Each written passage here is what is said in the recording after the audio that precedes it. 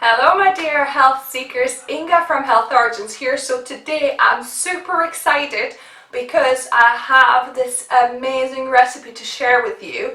I managed to recreate my childhood cake, right? I think it's called Napoleon Cake, and here it is. Ta-da!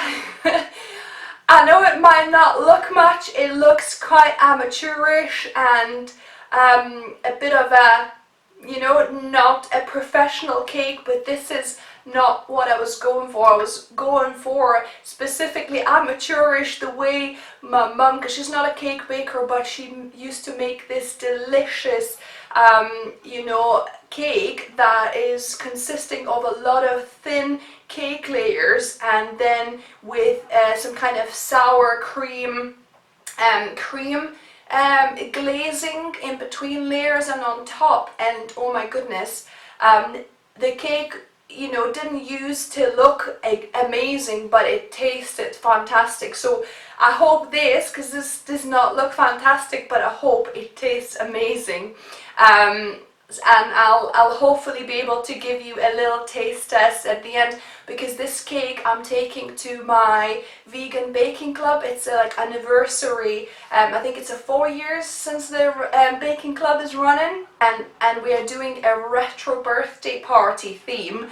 And so this is my retro take, trying to recreate the cake that my mum used to make when we were really little, and she hasn't made this cake for years and years. I think last time maybe I tried this cake, I can't even remember, maybe it was 10, 12 years old, and my mum doesn't even remember which recipes she used. So I've tried to kind of remember and recreate a vegan version of this amazing Napoleon cake. So let's begin.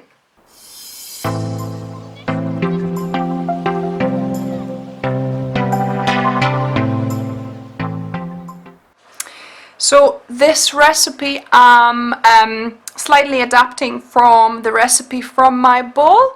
A blondie recipe. I'll probably put that recipe on my channel. I'll make it properly one day, but this is slightly adapted from the blondie. So first of all, I've got one ripe banana. So we're going to mash that until it's very moist and properly mashed up. That resembles kind of like an egg. So this is all mashed up. Now I'm gonna add it to the container where I'm gonna put all my wet ingredients. So in goes the banana. Then I've got a 3/4 of a cup of okara. So this is the addition, because I've got okara. It'll replace some of the flour in this recipe. So this is 3/4 of a cup of okara, and that will kind of give airiness and fluffiness and fiber to this cake. Then I'm going to add 3/4 of a cup of cashew butter. So this is instead of any margarine, any kind of processed fat. So this is a lovely creamy cashew butter that I make myself, and it's so easy to do just from the roasted cashews. You just blend it in a food processor for about 4 minutes and you get this creamy cashew butter. You need to roast the nuts beforehand though. So I've got a recipe on how to make this butter, and I'll link for you guys in the card above in the description below as well. So yummy. The cashew butter is my favorite nut butter. Just mix well. Then I'm gonna add 2 teaspoons of vanilla extract.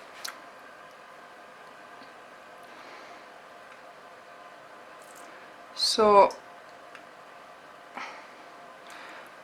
a couple of teaspoons vanilla extract. And also I have 1/2 cup of soy milk. However, I'm not gonna add it all. I'll probably add 1/2 of that now, and then we'll see if we need more for, you know, for the batter. We'll see how thick the batter is. So I'll just mix with 1/4 cup of milk for now, because we added okara, which was wet, also a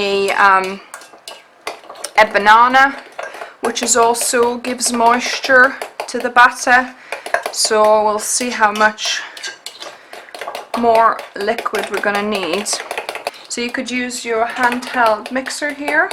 So I'll leave that, and then we'll get on with the dry ingredients now.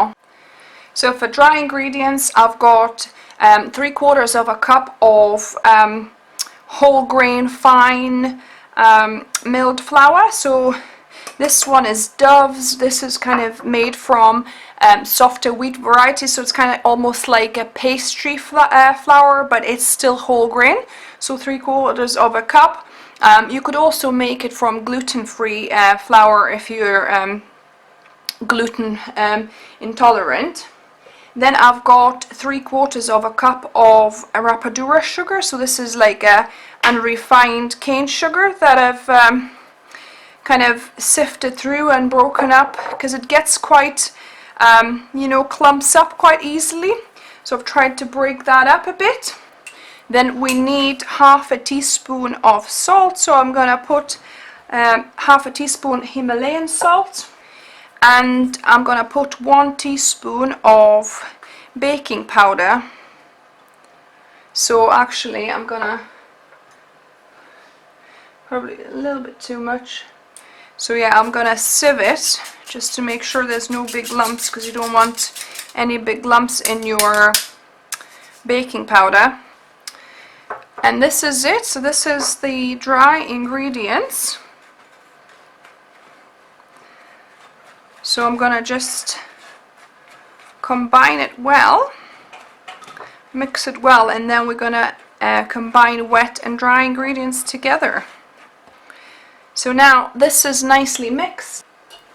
I'm gonna pour in the wet ingredients. I haven't made it with okara yet. With okara and banana, I've followed the recipe exactly last time when I was making kind of a blondies layer for a cake.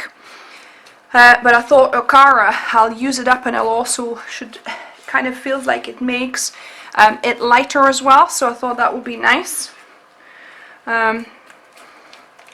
So yeah, now just mix it up, and we'll see if we need any more liquid or not, but it looks like it's actually quite nice. It's not too stiff, but it's not too runny either. It seems like a nice cake batter to me. If yours feels a bit too stiff, then you might want to add a little, you know, a couple of more tablespoons of milk and see. Just trying to mix it so that there's no big lumps. And in fact, I think I'm gonna, for a short burst, I'm gonna put my handheld mixer and kind of quickly whiz it up to like get even more air into this, and you know, get rid of any extra lumps if there are any there. So I've got my handheld mixer. I'm gonna whiz it up for a couple of minutes, maybe just a minute actually. Yeah, just a few seconds really, just to make sure that the batter is nice and uniform. So this Napoleon cake from my childhood, as I remember, had quite a few very thin layers, and then with lots of kind of sour cream type cream in between. That's kind of what made it so special in my memory. So so I've got 3 kind of baking tins, and I'm gonna try and do 3 kind of very thin, well, you know, we'll see how thin they end up being, but you know, try to distribute it evenly between 3 tins to make 3 thin layers, hopefully, if I can, just to try and measure out similar amounts so I get them more or less uniform. I guess you could measure out by cups or something, or tablespoons if you wanted to be a bit more precise. But I'm just going approximately here. Fingers crossed that it'll kind of distribute. And I've got parchment paper just at the bottom of these two little cases here, as you can see, so that it doesn't stick to the bottom, because I'm not adding any oil, I'm not greasing them at all. So just gonna shake it out. There you go. I think that will work there, and shake that one out. And then I've already preheating my oven on 170 degrees Celsius, or 350 Fahrenheit. It's actually 175, but mine is actually fan assisted oven, so I'm gonna only do 170 just to make sure that these, and there's actually quite a few bubbles, so you want to wait for them to come up and shake it out a little bit, because you don't want big massive bubbles in there, especially when you're especially when these are quite thin. So these are now ready to be put in the oven for about 20 to 30 minutes. I'll see how they go. So these have baked for 30 minutes, and I've checked, and they seem to have nicely cooked through, and I've left them to cool down for about 10 minutes or so, and then we can have a look if we can, nicely just peel them out of the tins, see what they're like. So yeah, I've got this tool here. It's quite thin, and it's nice to kind of just get it around the edges. And I definitely recommend letting these cool down. Actually, they've probably been cooling down for 15 minutes or more, and they are just lukewarm now. So because you don't want to touch them when they are hot, because not only it's hard to handle, but also they could be like a little bit more brittle. So let me just carefully see if I can pry it off the sides without breaking, just nicely. So I've got a bamboo chopping board. In fact, I think I'll put it on the on this rack to completely cool down at the bottom, but I'm gonna just see.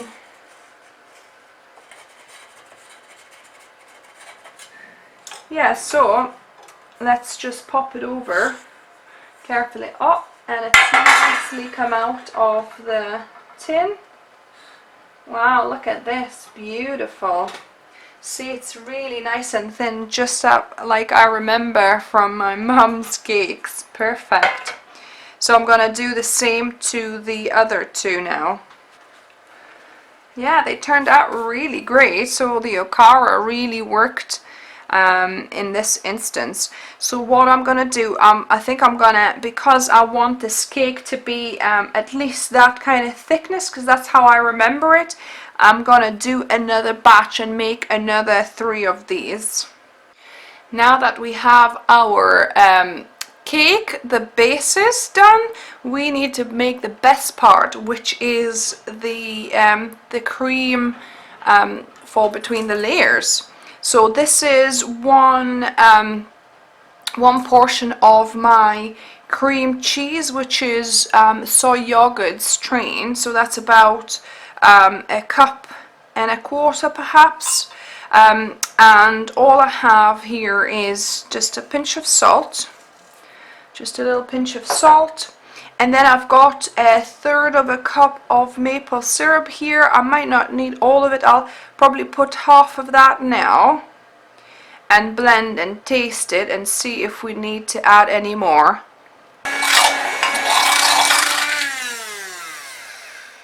So this is super easy cream to make. I'm gonna give it a little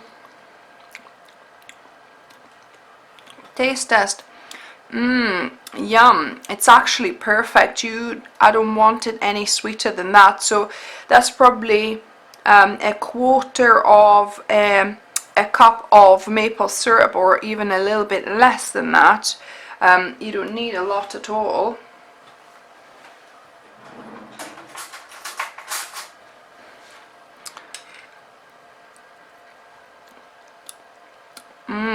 Yummy. That's delicious.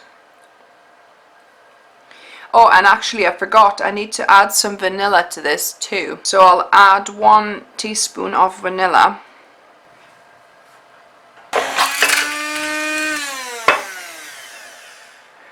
Perfect. Now on to the best part, putting everything together. So I got all my 6 layers. That's exciting. And we're gonna try and start to put this together. So I'm gonna keep it on this cake tin, so that we could use, you know, this to kind of protect it while traveling, because this cake I'm making for my vegan baking club. So it's like, I think it's a 4-year anniversary, kind of a birthday get together. So so a theme is a birthday, a retro, you know, birthday theme. So for me, this is retro because this is my childhood cake that I can remember since I was little, and my mum used to make something similar. So it's me trying to recreate my childhood dream cake. So I'll put the first layer on here, and then I'm going to use this spatula spoon to spoon some of the cream on. I'm not sure how much of this I need to put. Need to kind of make sure obviously it's enough for all the layers and to put on the top as well. And I don't want it to be too much so it doesn't squeeze out too much from the sides either. But the beauty of this cake is that once the cream seeps into the cake, because really the next day I think that's when it's the best. And I'm taking this tomorrow, so I'm making this today and I'm taking the cake to the baking club tomorrow, so that should be just nice and moist, still moisten all the cake layers, the cream. So basically the premise is that this cream is like sour cream based cream, so that's why I didn't want it to make it over sweet. You need to kind of still feel a little bit of tanginess. I don't know whether I've put slightly too much maple syrup, but it should be okay. I can still feel slight tanginess. Lesson learned, put it on the parchment paper, all the bits, right? Because otherwise it gets stuck, as you can see. So place it on. Nice. So I'm gonna now repeat the same for all the other layers. Just look at this beauty. Wow.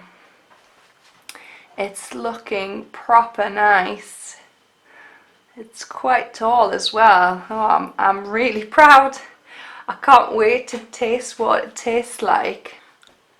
Oh, and let me show you this. The beauty of these parchment papers that I used, bleached parchment paper. This is a company called If You Care parchment baking paper. It's fully compostable and bleached, totally chlorine free parchment paper. So what I'm going to do, I'm going to tear these up and put them in my compost bin as well, which is a win-win. So look at this beauty. I decided to put another portion of a sauce because the one I put on initially was really soaking in, and this time I made it less sweet, so I only put 4 tablespoons of maple syrup, but you could probably only add 3, to be honest. It does not need a lot. Look at that. Beautiful. That definitely looks something similar to what I remember my mum used to make. So now the proof is in the pudding, or in the cake as they say, to see if it's anything taste anything like my mum's. Like to cut this Napoleon cake. Childhood cake. Yeah. I haven't got you both in mind. That's alright. As long as the main dish is in. Yeah, okay, got it. That's yeah. So I don't know how 6 inches make it smaller.